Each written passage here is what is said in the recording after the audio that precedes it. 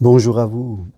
Vouloir être spirituel, vouloir faire de la spiritualité son chemin de vie, son chemin de comportement et d'attitude tous les jours est vraiment quelque chose de très, très difficile. Pourquoi est-ce très, très difficile? Rappelez-vous, sans faire de religion, si vous relisez la Bible, le Christ a dit cette phrase magnifique: « Celui qui veut suivre mes pas, qu'il renonce à lui-même, qu'il prenne sa croix et qu'il marche avec moi. » Voilà, qu'il renonce à lui-même et qu'il prenne sa croix. Qu'est-ce que ça veut dire, faites compte, dans le chemin que nous décidons si nous voulons devenir vraiment spirituels? La première des choses, c'est que nous devons affronter notre ego. Nous devons affronter notre moi, c'est-à-dire traverser toutes nos peurs, traverser toutes nos habitudes qui sont centrées sur notre plaisir. Nous devons développer notre confiance, développer l'amour, développer la foi. Nous devons vivre de manière plus simplement, matériellement.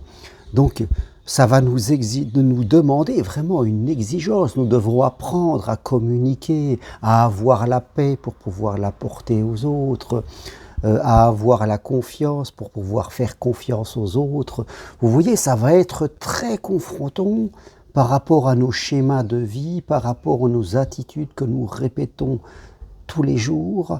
Ça va être quelque chose de difficile, tant nous sommes tous habitués à penser par notre raison et ne pas paraître guidés.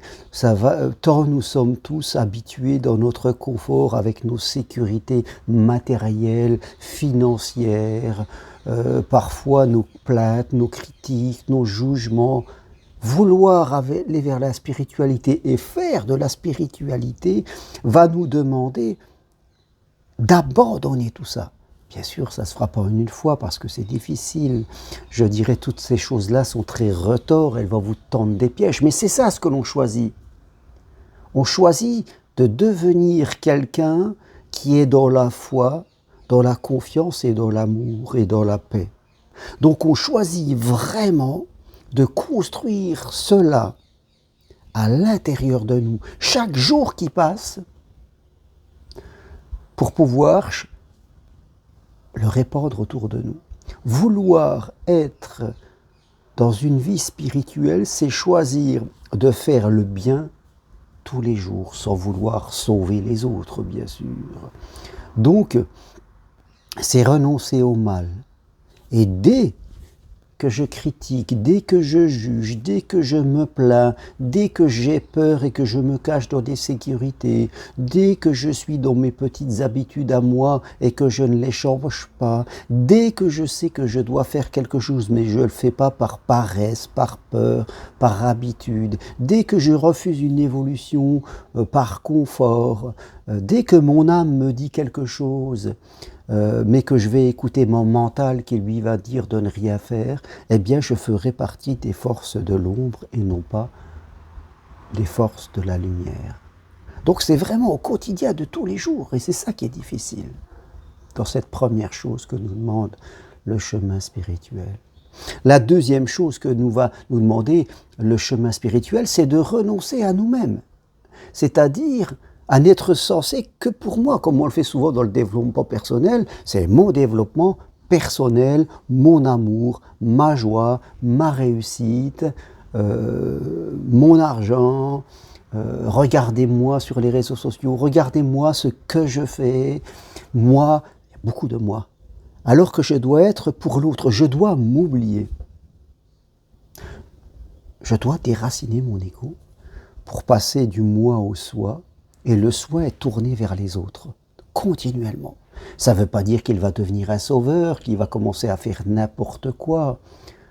C'est quelqu'un qui oublie ses propres intérêts pour l'intérêt collectif. Mais un intérêt collectif juste. On n'est pas dans la dépendance affective, en train de faire n'importe quoi, d'en faire trop. Ça nous demande souvent de la retenue, de laisser l'autre venir à moi. Donc oui, c'est vraiment très très difficile. Et bien sûr, tous ceux qui ont des difficultés dans leur vie sentimentale parce qu'ils ont des comportements inadaptés, trop gentils, trop contrôlants, trop effacés, trop méfiants, trop travailleurs, que sais-je, trop directifs, trop frivoles, ou trop introvertis, ou trop extravertis. Tous ces comportements défensifs un peu, parce qu'ils sont poussés par des peurs, qu'on développe fait que nous faisons partie des forces de l'ombre et non pas des forces de la lumière, de l'amour. Nous sommes dominés par la peur, par l'ombre, et nous n'y sommes pas du tout. Et c'est ça où la spiritualité, donc la lumière, donc l'amour, va nous demander cette confrontation de chaque jour. Il faut vraiment se surveiller. Et on va savoir à un moment où est-ce qu'on en est. Pour déraciner à l'intérieur de nous toutes ces attitudes que l'on pouvait avoir et qui ne sont pas vraiment justes. La spiritualité nous demande de faire des choses que nous savons que nous devons faire, mais que souvent nous repoussons, nous annulons, ou alors nous allons nous raconter que nous n'en avons pas besoin. On va remettre ça plus tard en sachant tout à fait qu'on ne le fera pas. Voilà, c'est juste un confort, on repousse les songes. Et c'est ça qu'il faut arrêter tous les jours, jour après jour, pour vraiment entrer dans le royaume de Dieu et avoir cette paix, cette vraie sécurité. C'est la vraie sécurité. C'est pas la fausse sécurité qui amène de la sécurité. La fausse sécurité d'éviter ce qu'on devrait faire, de critiquer, de juger, d'être dans la dépendance affective, de vouloir sauver les autres pour être aimé, que sais-je encore. Ça, c'est de la fausse sécurité. Ça crée même de la sécurité à la tête. Voilà. D'acheter du matériel et de rester bien protégé dans son matériel, de ne pas vouloir dépenser de l'argent par peur de manquer, par peur que ça vous manque à vous. Hein, et fin de compte, on n'évolue pas. Ça, c'est de la fausse sécurité. C'est l'ombre qui est en train de vous tordre le cerveau pour vous faire croire que vous êtes juste. Vous vous racontez des choses, vous vous laissez dominer par l'ombre qui est retors. Si vous avez une intuition, combien de gens m'écrivent pour dire « Ah, le chemin de Compostelle, c'est super, je veux venir » et tout d'un coup, ils disparaissent. Et moi-même, je leur écris pour demander des nouvelles, je n'ai jamais de réponse. Parce que je vois bien qu'ils sont dominés par leur mental. Leur âme, leur lumière leur dit « Va marcher, va faire quelque chose ». Va évoluer, choisis le chemin de la progression pour toi et pour les autres. Et là, le mental vient casser tout ça. Mais non, t'en as pas besoin, ça sert à rien. Ton argent, faut pas le dépenser. Reste chez toi, ne va pas vers les autres, tu les connais pas, tu seras pas au niveau, tu vas ralentir le groupe, que sais-je. Remets ça plus tard, tu le feras une prochaine fois. Là, t'es occupé, t'en as pas besoin. Combien de gens se font dominer par ça? Et c'est ça qu'il faut arrêter à partir d'aujourd'hui. C'est ça que la spiritualité nous demande. Et c'est ça la récompense que vous aurez si vous décidez de le faire. Voilà ce que je voulais partager avec vous aujourd'hui. Si vous voulez aller plus loin, prenez une consultation avec moi, c'est possible de chez vous, à distance, par Skype ou WhatsApp. Ou alors encore, venez marcher quelques jours sur le chemin de Compostelle pour parler spiritualité, amour. Eh bien, la prochaine marche, c'est fin juillet, début août, 4 jours. Demandez-moi le programme, je vous l'envoie. Et choisissez, n'écoutez pas votre mental, n'écoutez pas votre ombre, choisissez la lumière, même si ce n'est pas facile.